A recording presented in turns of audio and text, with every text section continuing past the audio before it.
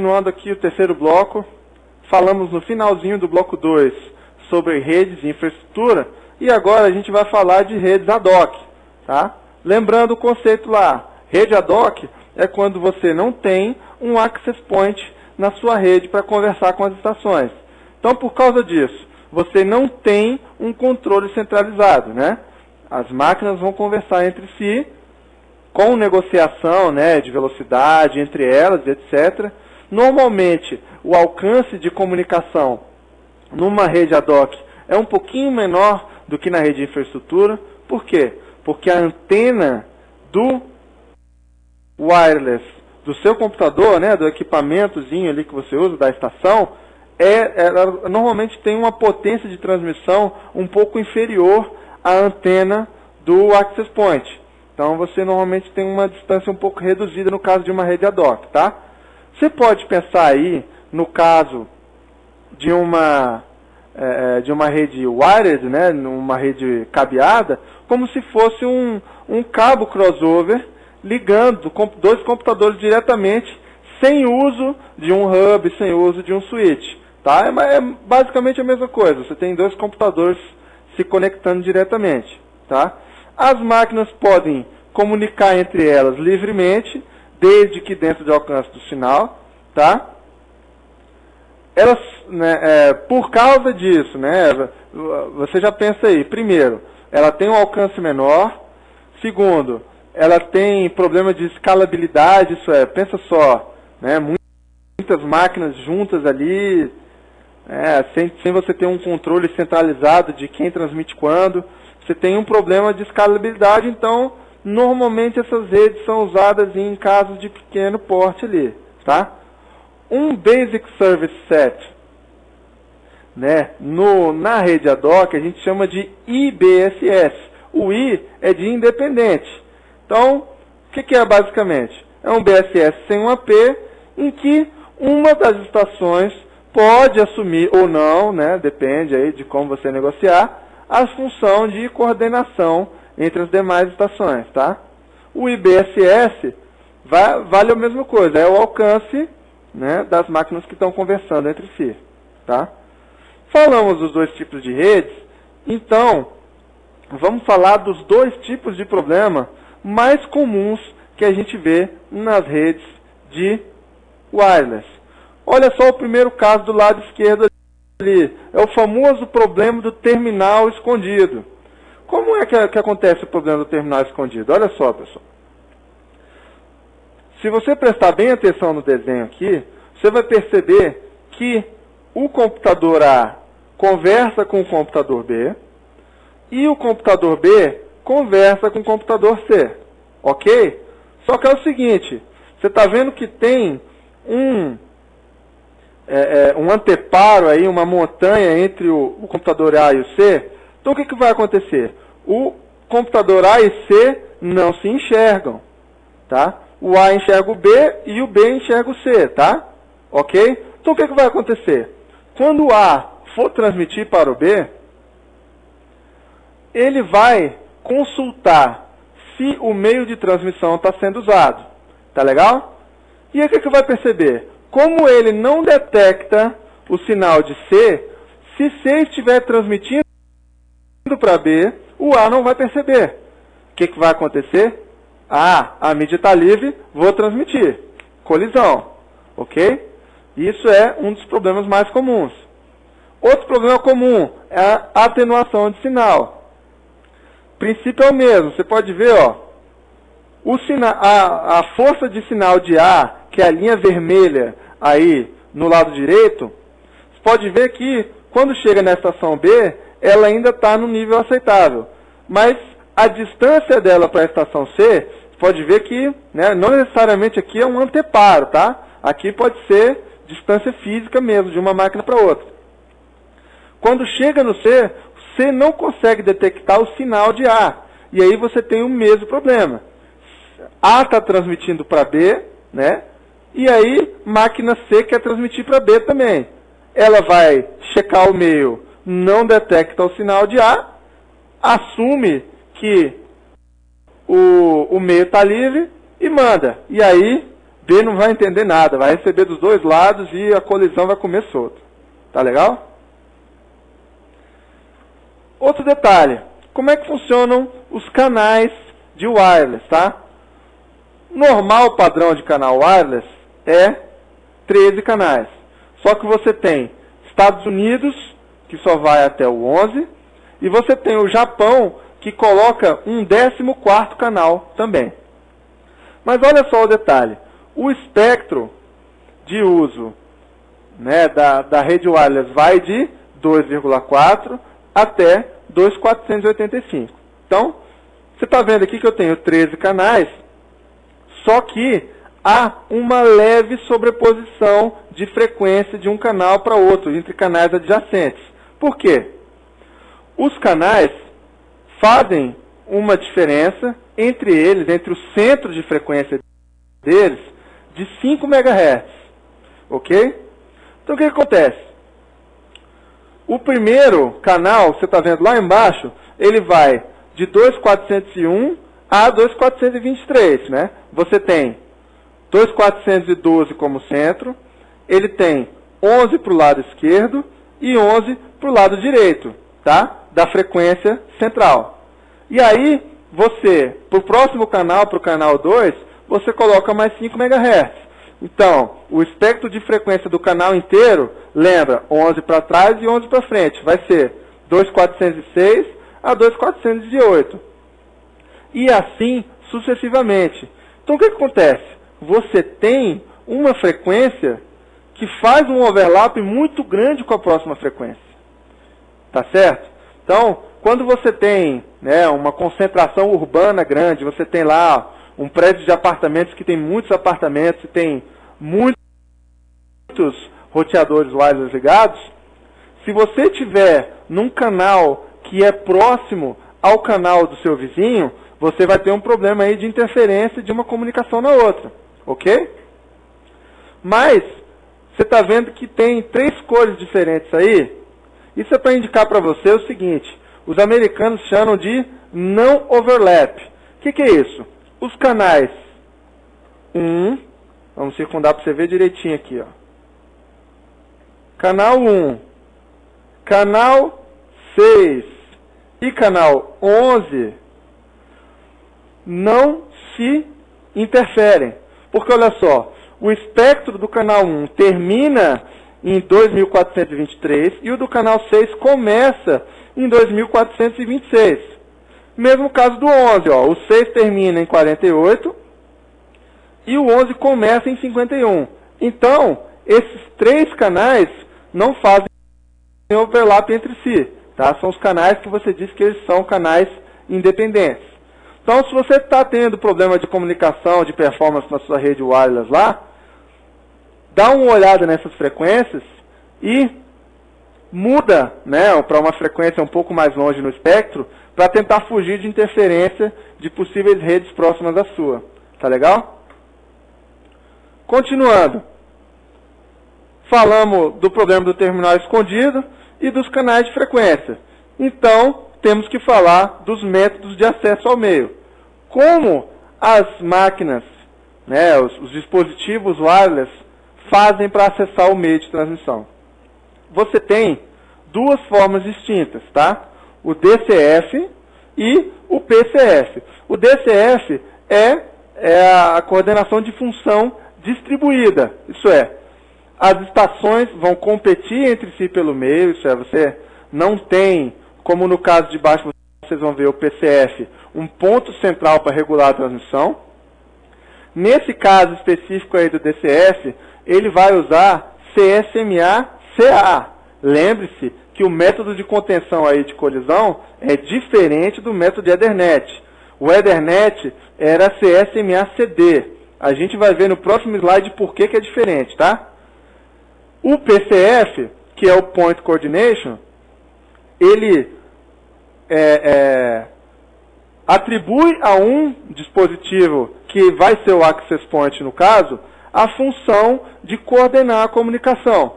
E aí, você vai lembrar, ó, a P escuta estações em turnos para verificar se há frames. Como é que você lembra disso aí? Rede Token Ring, pessoal. Lembra lá de trás das primeiras aulas de LAN? Um token ficava circulando na rede e só poderia transmitir quem estava de posse do token. Aqui o conceito é bem parecido, só que em vez de ter um token, eu tenho uma estação, né, na verdade o access point, né, eu tenho um nó da rede responsável por verificar de tempos em tempos se uma determinada estação da rede quer transmitir para o meio. Então, ele joga a bola para a sua estação quer transmitir? Beleza, ela está transmitindo. As demais só podem iniciar a transmissão se o roteador, né, se o access point disser que ela pode. Então, lembra aí um pouco o conceito de token ring, né? Nesse caso, eu não vou ter colisão, porque só vai transmitir a estação que tiver, né, que tiver sido autorizada pelo access point para transmitir. E você pode ter uma rede que usa os dois métodos de acesso. O único método que é obrigatório é o DCF. Tá, pessoal? O PCF não é obrigatório. Não é necessário que você tenha um PCF na sua rede. Ok? Conforme eu falei, o método de acesso usado pelo DCF vai ser o CSMA-CA. Ok? Por quê, pessoal? Lembrem lá do Ethernet. Como é que ele usava? Ele usava o CD, que é o Collision Detection. Ele transmitia, depois verificava se houve colisão, aguardava um tempo aleatório e retransmitia. Não é isso?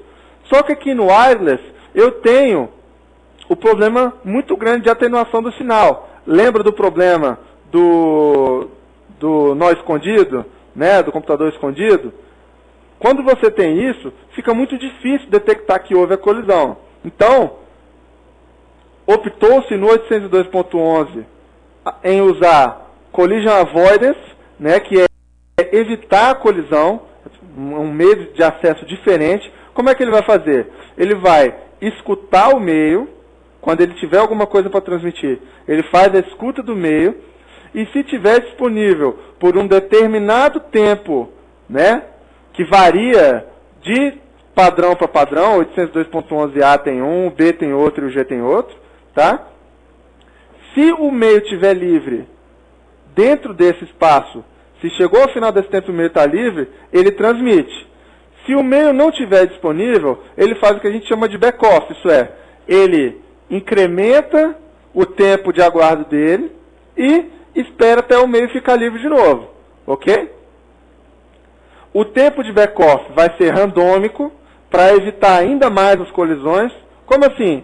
Se você tem uma estação transmitindo para o meio e duas outras estações tentam, né, se comunicar via e-mail, cada uma vai ter um tempo de espera diferente. E aí o que vai acontecer? Como o tempo de espera é diferente, a chance de haver uma nova colisão é muito pequena, ok? Além disso, o CSMA-CA vai, no caso de 802.11, vai usar um EC. Lembra, pessoal? Comunicação via TCP, né? Como é que o TCP faz? Ele faz um three-way handshake, né? Abre a conexão para você, e para cada pacote ou conjunto de pacotes, se você usar conceito de janelamento, de EC de vários pacotes, você vai dizer o seguinte, olha, cada pacote que você transmitir, ou grupo de pacotes no 802.11, vai ser dado um acknowledge. Isso é, a estação que está recebendo vai dizer, ó, eu recebi o pacote, está tudo certo. Ok? Você tem uma variação opcional aí do CSMA-CA, que é o uso de RTS-CTS. RTS-CTS é Request to Send, ou permissão para enviar, e CTS é Clear to Send, pode mandar. O que acontece nesse caso? Ele faz uma reserva do e-mail para evitar o terminal escondido. O que ele faz? Ele manda, antes do frame em si, que é o caso do CSMA-CA lá, ele vai mandar um framezinho pequenininho, que é o RTS. Ele manda o RTS e diz assim, olha, eu quero mandar.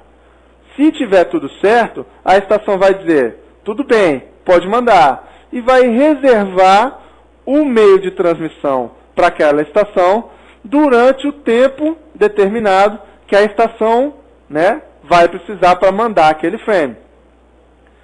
O que acontece na prática? RTS, CTS não é utilizado, pessoal. Por quê? Porque ele cria um overhead de comunicação. Pensa só, para cada pacote que você for mandar de dado, você está tendo que mandar pacote RTS e pacote CTS. Ok? O que acontece? No mundo real, na prática, na grande maioria dos casos, esse overhead não compensa. Então, vale mais a pena você arriscar ter uma colisão, né? No caso de cima, você não recebe o EC. Então, se você não recebeu o EC, você não teve a certeza de que o pacote chegou, então você vai ter que retransmitir, tá? E no caso de baixo, você faz a reserva. Os testes de mundo real mostraram que RTS e CTS, em grande maioria dos casos, não traz um ganho de performance. Então, ele não tem sido muito usado, ok? Quando a gente fala de acesso ao meio em redes 802.11, a gente tem que falar obrigatoriamente também dos espaços interframes, dos espaços que basicamente são tempos de aguardo entre, né, transmissão de um frame e outro. E aí você tem 4 básicos. Você tem o Short Interframe Space, o de PCF, o de DCF e o de Extended. Basicamente é o seguinte, para cada tipo de informação que você está trocando, você tem espaços que vão do menor para o maior. Aí eu estou te dando na ordem do menor para o maior. Então o Short, que é o primeiro, serve para comunicação de frames de alta prioridade, que é um frame de EC, é um frame de RTS, etc. Mas, professor Rodrigo, por que um frame de RTS ou um frame de EC, por exemplo, é um frame de alta prioridade? Pensa só. Eu, Rodrigo, minha estação, mandou para você um frame. Tá legal? Então, quando que a sua estação vai poder mandar? Sua estação vai poder mandar quando o diffs ali, ó, tiver completado. Diffs tem que ser maior do que fifs. Por quê? Porque se não for assim, a sua estação pode começar a usar o meio antes de eu ter recebido a informação se você recebeu o meu frame ou não. E aí você pensa o caos que isso cria, né? Você teria uma comunicação pouco efetiva. Você poderia ter máquinas concorrendo antes de chegar o EC, etc. Então, isso, né? Esses tempos são diferenciados para que você possa ter uma comunicação um pouco mais ordeira. Então você tem alta prioridade, que são os menores tempos possíveis para esses frames de controle. Uma prioridade um pouquinho melhor quando você estiver usando o PCF. Por quê? Só você parar para pensar. PCF é quando você tem o Access Point coordenando. Se o Access Point está coordenando, o tempo que ele espera para verificar o meio não pode ser maior do que o tempo que a estação espera para verificar o meio. Então, se o Access Point vai coordenar, ele tem que entrar no meio antes da estação, ok? Então, CIFs, PIFs no caso da estação é um pouco maior, DIFs, que é o terceiro, é um pouquinho maior, e o EIFs é o maior tempo de todos, que é o aguardo quando você precisa fazer uma retransmissão de um frame que chegou de forma incorreta. Voltando, comunicação normal de CSMA-CA, olha só. O emissor faz o seguinte, se o canal estiver desocupado pelo tempo DIFs, eu quero transmitir o quadro completo. Vou transmitir. Ah, o canal não está desocupado? Não. Faço o back-off aleatório. Transmito. Se eu receber o EC e tiver mais a enviar, eu transmito de novo, ok? Se eu não receber o EC, o que aconteceu? Houve uma colisão. Então, Eu faço o backup aleatório, né? Incremento o backup aleatório, aguardo o tempo e volto a tentar transmitir. Se o quadro recebido foi ok, o receptor vai mandar um EQ depois de tempo SIFS. Lembra lá, EQ é um interframe space prioritário e continua a transmissão. Aqui um detalhe importante lá embaixo, ó. O temporizador do backoff lá só vai acontecer quando o canal está desocupado. Então você estabelece lá um backoff, vamos dizer de 1 segundo. O meio ficou livre durante meio segundo, aí passou a ficar ocupado, o timer para, espera o meio ficar livre de novo e ele continua de onde ele parou, ok? Esse tempo de backoff vai fazendo esses pauses aí. No próximo bloco a gente continua falando de método de acesso e de rede